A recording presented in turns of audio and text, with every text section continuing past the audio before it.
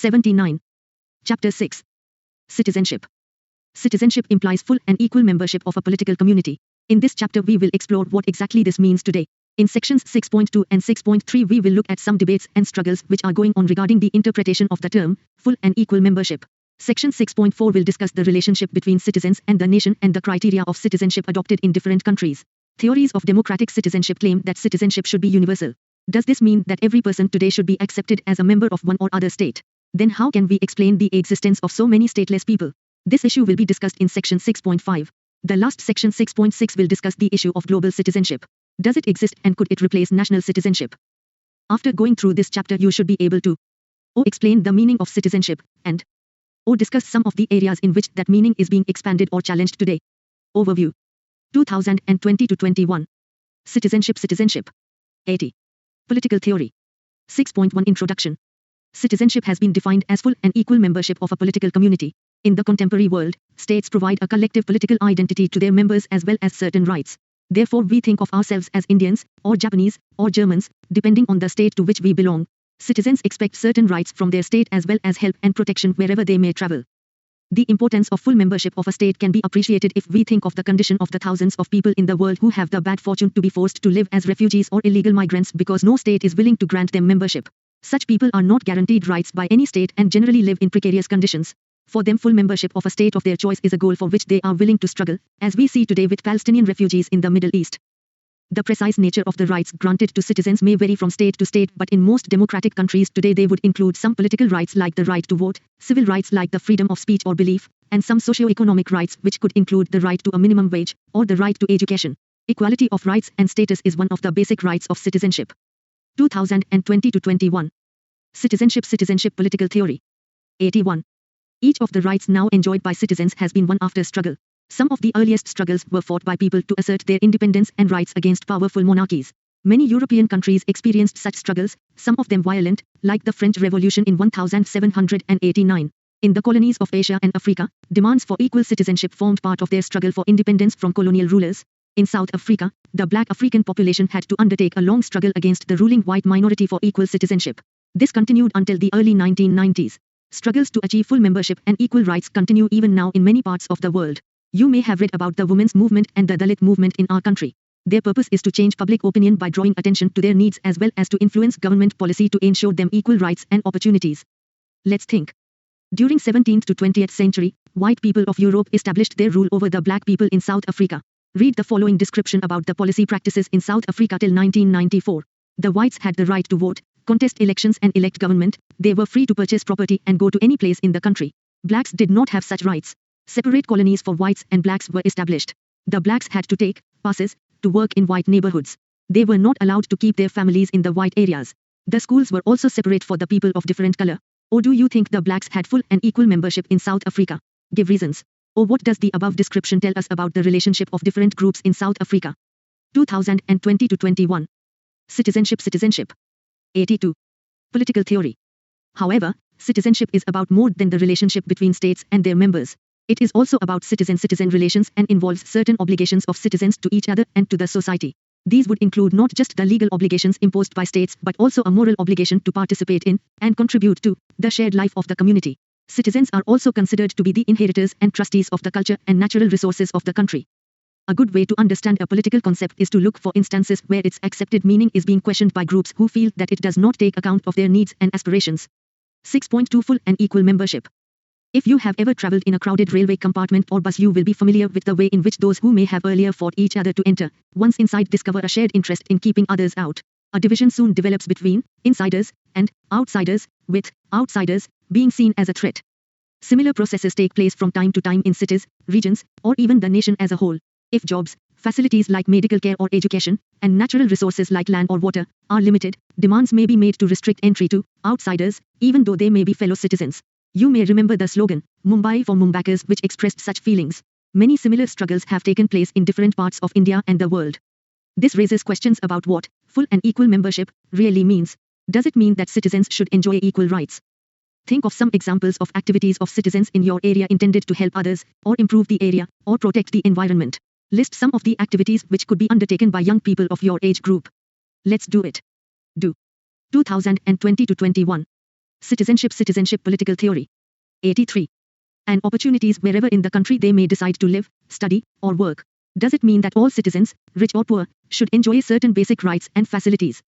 In this section we will explore the meaning of citizenship by focusing on the first of these questions. One of the rights granted to citizens in our country, and in many others, is freedom of movement. This right is of particular importance for workers. Labor tends to migrate in search of jobs when opportunities are not available near their homes. Some people may even travel outside the country in search of jobs. Markets for skilled and unskilled workers have developed in different parts of our country. For instance, IT workers may flock to towns like Bangalore.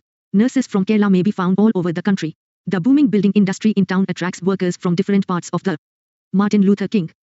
The 1950s witnessed the emergence of civil rights movements against inequalities that existed between black and white populations in many of the southern states of the USA. Such inequalities were maintained in these states by a set of laws called segregation laws through which the black people were denied many civil and political rights. These laws created separate areas for colored and white people in various civic amenities like railways, buses, theaters, housing, hotels, restaurants, etc. Martin Luther King Jr. was a black leader of the movement against these laws. King gave many arguments against the prevailing laws of segregation. First, in terms of self-worth and dignity, every human person in the world is equal regardless of one's race or color. Second, King argued that segregation is like social leprosy on the body politic because it inflicts deep psychological wounds on the people who suffer as a result of such laws. King argued that the practice of segregation diminishes the quality of life for the white community also. He illustrates this point by examples. The white community, instead of allowing the black people to enter some community parks as was directed by the court, decided to close them. Similarly, some baseball teams had to be disbanded, as the authorities did not want to accept black players. Thirdly, the segregation laws create artificial boundaries between people and prevent them from cooperating with each other for the overall benefit of the country. For these reasons, King argued that these laws should be abolished. He gave a call for peaceful and non-violent resistance against the segregation laws. He said in one of his speeches, "We must not allow our creative protest to degenerate into physical violence." 83. 2020-21. Citizenship. 84. Political theory. Country. So do infrastructure projects like road making. You may have come across workers from different regions near your home or school. However, often resistance builds up among the local people against so many jobs going to people from outside the area, sometimes at lower wages. A demand may develop to restrict certain jobs to those who belong to the state, or those who know the local language. Political parties may take up the issue. Resistance could even take the form of organized violence against outsiders. Almost every region of India has experienced such movements. Are such movements ever justified? We all become indignant if Indian workers in other countries are ill-treated by the local population. Some of us may also feel that skilled and educated workers have the right to migrate for work. States may even be proud of their ability to attract such workers. But if jobs are scarce in a region, local residents may resent competition from outsiders. Does the right to freedom of movement include the right to live or work in any part of the country?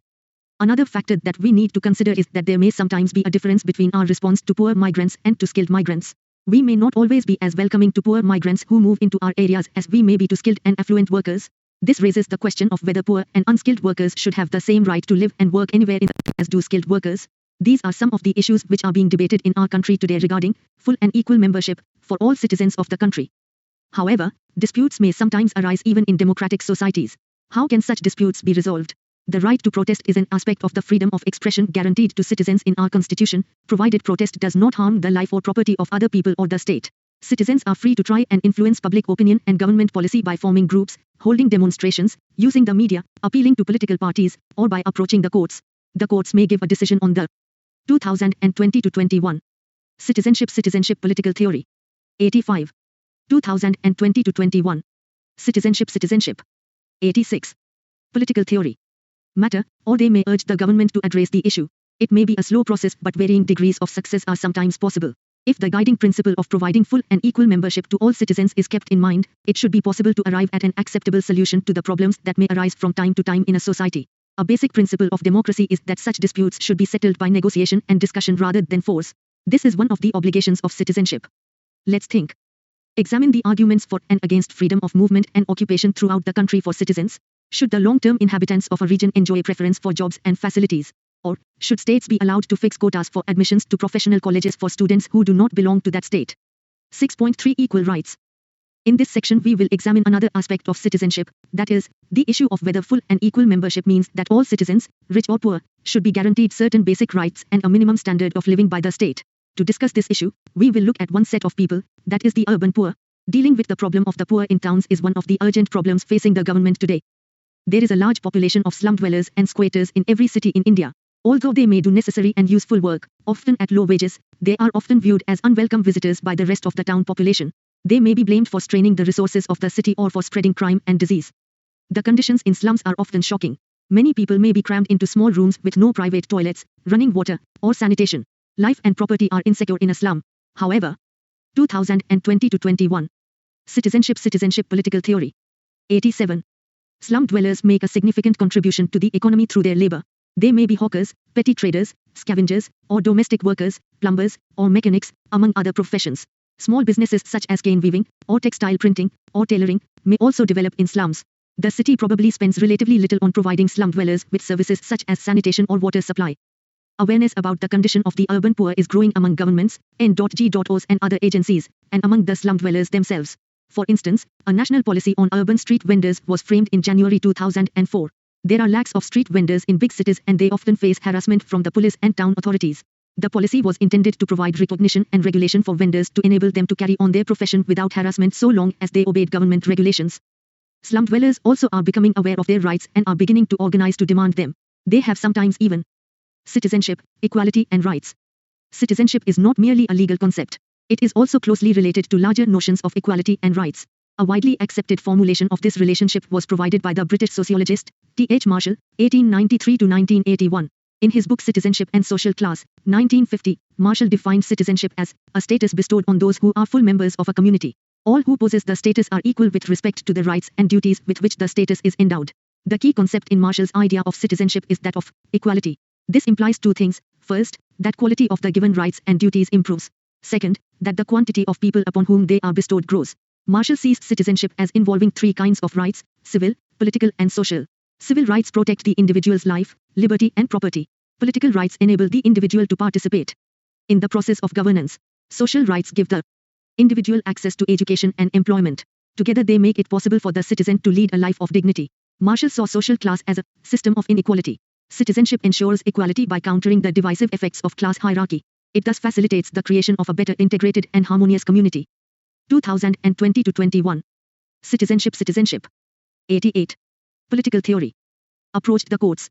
Even a basic political right like the right to vote may be difficult for them to exercise because to be included in the list of voters a fixed address is required and squatters and pavement dwellers may find it difficult to provide this. Among other groups of people who are becoming marginalized in our society are the tribal people and forest dwellers. These people are dependent on access to forests and other natural resources to maintain their way of life. Many of them face threats to their way of life and livelihood because of the pressure of increasing populations and the search for land and resources to maintain them. Pressures from commercial interests wanting to mine the resources which may exist in forests or coasts poses another threat to the way of life and livelihood of forest dwellers and tribal peoples, as does the tourist industry. Governments are struggling with the problem of how to protect these people and their habitat without at the same time endangering development of the country. This is an issue that affects all citizens, not just tribal people. To try and ensure equal rights and opportunities for all citizens cannot be a simple matter for any government. Different groups of people may have different needs and problems and the rights of one group may conflict with the rights of another.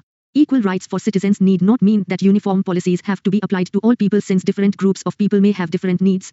If the purpose is not just to make policies which would apply in the same way to all people, but to make people more equal, the different needs and claims of people would have to be taken into account when framing policies. Citizenship, equality and rights. The Supreme Court gave an important decision regarding the rights of slum dwellers in Bombay in response to a public interest litigation filed by a social activist, Olga Tellis against Bombay Municipal Corporation in 1985. The petition claimed the right to live on pavements or in slums because there was no alternative accommodation available close to their place of work. If they were forced to move they would lose their livelihood as well. The Supreme Court said, Article 21 of the Constitution which guaranteed the right to life included the right to livelihood. Therefore if pavement dwellers were to be evicted they should first be provided alternative accommodation under the right to shelter. 2020-21. Citizenship Political Theory. 89. What should become clear from this discussion is that changes in the world situation, the economy, and society demand new interpretations of the meaning and rights of citizenship. The formal laws regarding citizenship only form the starting point and the interpretation of laws is constantly evolving. While answers to some of the problems which may arise may not be easy to find, the concept of equal citizenship would mean that providing equal rights and protection to all citizens should be one of the guiding principles of government policies. Let's do it. Do. Survey 3 families of workers working close to, or in, your homes or school. Find out details about their life. Where is their ancestral place? When and why did they come here? Where do they live? How many people share the accommodation? What kinds of facilities are available to them? Do their children attend school? Let's think. According to the official figures published about the land distribution in Zimbabwe, some 4,400 white families own 32% of agricultural land, that is about 10 hectares. About 1 million black peasant families own just 16 hectares, that is the 38% of the land. While the land that is with the white families is fertile and irrigated, the land in the hands of black population is less fertile and unirrigated. While tracing the history of land ownership, it is very obvious that a century ago the whites had taken the fertile land from the native people. Whites have now been in Zimbabwe for generations and consider themselves as Zimbabweans. The total population of whites in Zimbabwe is just 0.06% of the population. In the year 1997, the president of Zimbabwe, Mugabe, announced the plans to take over around 1,500 farms. What ideas from citizenship would you use to support or oppose the claims of black and white citizens of Zimbabwe? Let's do it. Do. Find out about the Street Vendors, Protection of Livelihood and Regulation of Street Vending, Act, 2014. 2020-21. Citizenship. 90. Political theory. 6.4 Citizen and Nation. The concept of nation-state evolved in the modern period. One of the earliest assertions regarding the sovereignty of the nation-state and democratic rights of citizens was made by the revolutionaries in France in 1789. Nation-states claimed that their boundaries define not just a territory but also a unique culture and shared history. The national identity may be expressed through symbols like a flag, national anthem, national language, or certain ceremonial practices, among other things. Most modern states include people of different religions, languages, and cultural traditions. But the national identity of a democratic state is supposed to provide citizens with a political identity that can be shared by all the members of the state. Democratic states usually try to define their identity so that it is as inclusive as possible, that is, which allows all citizens to identify themselves as part of the nation. But in practice, most countries tend to define their identity in a way which makes it easier for some citizens to identify with the state than others. It may also make it easier for the state to extend citizenship to some people and not others. This would be as true of the United States, which prides itself on being a country of immigrants, as any other country. France, for instance, is a country which claims to be both secular and inclusive. It includes not only people of European origin but also citizens who originally came from other areas such as North Africa. Culture and language are important features of its national identity and all citizens are expected to assimilate into it in the public aspects of their lives. They may, however, retain their personal beliefs and practices in their private lives. This may seem like a reasonable policy, but it is not always simple to define what is public and what is private, and this has given rise to some controversies. Religious belief is supposed to belong to the private sphere of citizens, but sometimes religious symbols and practices may enter into their public lives. You may have heard about the demand of Sikh schoolboys in France to wear the turban to school, and of Muslim girls to wear the headscarf with their school uniforms. This was disallowed. 2020-21. Citizenship Political Theory. 91. By some schools on the ground that it involved bringing religious symbols into the public sphere of state education. Those whose religions did not demand such practices naturally did not face the same problem. Clearly, assimilation into the national culture would be easier for some groups than for others.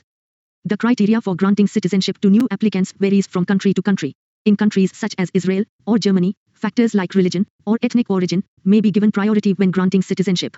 In Germany, there has been a persistent demand from Turkish workers, who were at one time encouraged to come and work in Germany, that their children who have been born and brought up in Germany should automatically be granted citizenship. This is still being debated. These are only a few examples of the kinds of restrictions which may be placed on citizenship even in democratic countries which pride themselves on being inclusive. India defines itself as a secular, democratic, nation-state. The movement for independence was a broad-based one and deliberate attempts were made to bind together people of different religions, regions and cultures. True, partition of the country did take place in 1947 when differences with the Muslim League could not be resolved, but this only strengthened the resolve of Indian national leaders to maintain the secular and inclusive character of the Indian nation-state they were committed to build. This resolve was embodied in the Constitution. The Indian Constitution attempted to accommodate a very diverse society. To mention just a few of these diversities, it attempted to provide full and equal citizenship to groups as different as the scheduled castes and scheduled tribes, many women who had not previously enjoyed equal rights, some remote communities in the Andaman and Nicobar Islands who had had little contact with modern civilization, and many others. It also attempted to find a place for the different languages, religions and practices found in different parts of the country. It had to provide equal rights to all without at the same time forcing people to give up their personal beliefs, languages or cultural practices. It was therefore a unique experiment which was undertaken through the Constitution. The Republic Day Parade in 2020-21. Citizenship. 92. Political theory. Delhi symbolizes the attempt of the state to include people of different regions, cultures and religions. The provisions about citizenship in the Constitution can be found in Part 2 and in subsequent laws passed by Parliament. The Constitution adopted an essentially democratic and inclusive notion of citizenship. In India, citizenship can be acquired by birth, descent, registration, naturalization, or inclusion of territory. The rights and obligations of citizens are listed in the Constitution. There is also a provision that the state should not discriminate against citizens on grounds only of religion, race, caste, sex, place of birth, or any of them. The rights of religious and linguistic minorities are also protected. However, even such inclusive provisions have given rise to struggles and controversies. The women's movement, the Dalit movement, or struggles of people displaced by development projects, represent only a few of the struggles being waged by people who feel that they are being denied full rights of citizenship. The experience of India indicates that democratic citizenship in any country is a project, an ideal to work towards. New issues are constantly being raised as societies change and new demands are made by groups who feel they are being marginalized. In a democratic state, these demands have to be negotiated. 6.5 Universal citizenship. When we think of refugees or illegal migrants, many images may come to mind. One may be of people from Asia or Africa who have paid agents to smuggle them into Europe or America. The risks are high, but they seem willing to make the effort. Another image may be of people displaced by war or famine. Such images are often shown on the television.